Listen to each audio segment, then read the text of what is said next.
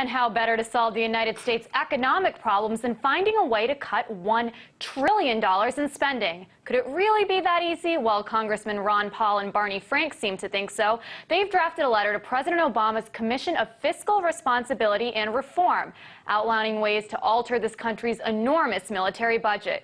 Joining me to help discuss this is former Reagan administration official Paul Craig Roberts.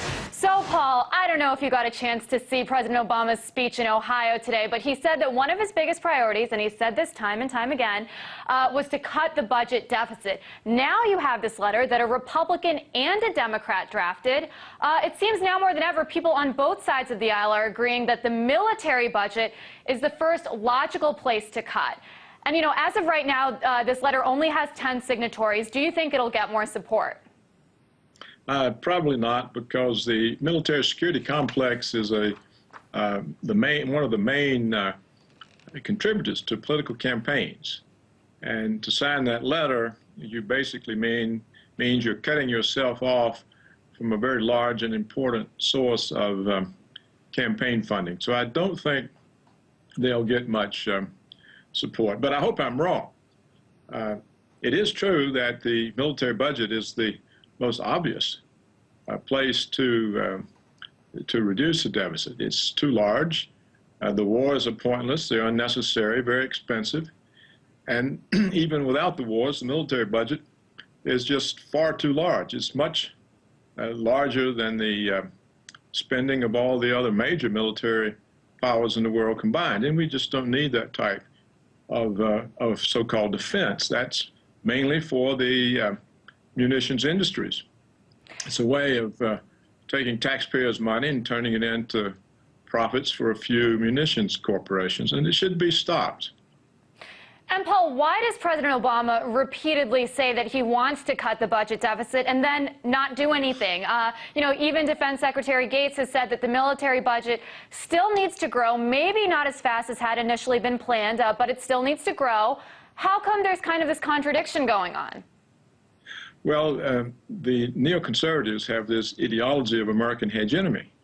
And if you want to have hegemony over the world, you have to have a huge military.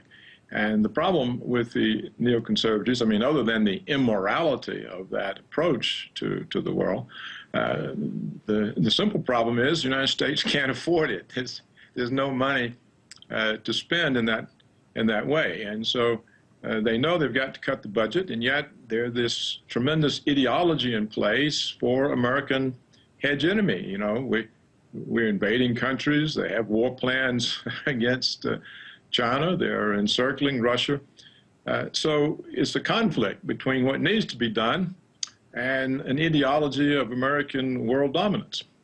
And let's talk about some of the specific proposals in this letter. One was cutting contract spending. But it seems like these days the military is outsourcing so much. Do you think that's a realistic possibility? Well, I think what is hopeful about their proposal is that it's addressed to the so-called Fiscal Commission, the President's Commission on Fiscal Responsibility. And the two congressmen, Barney and Ron Paul, I think were rightly afraid that the report would come in from the Presidential Commission and not mention any military cuts.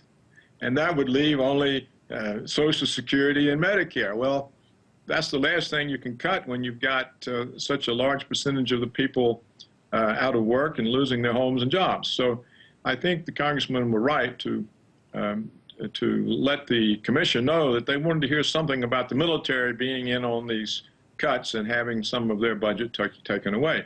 Now, what's wrong with the proposal? They say that it'll save $1 trillion in 10 years. But as Gerald Celente has made clear, we don't have 10 years. They've got to save $1 trillion in 2 years, 3 at the most.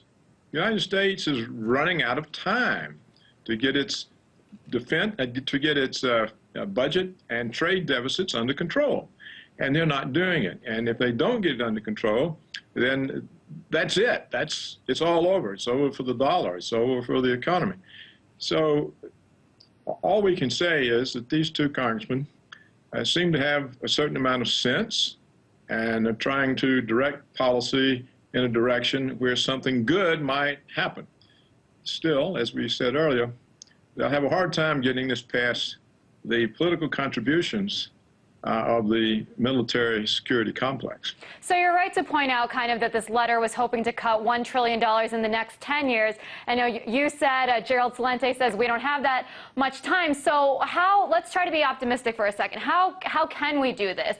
One of their other kind of specific proposals was cutting Cold War era policies and programs. Is that something that can be done in the next couple of years? And do you think that's a good place to make cuts? Yes, it would be.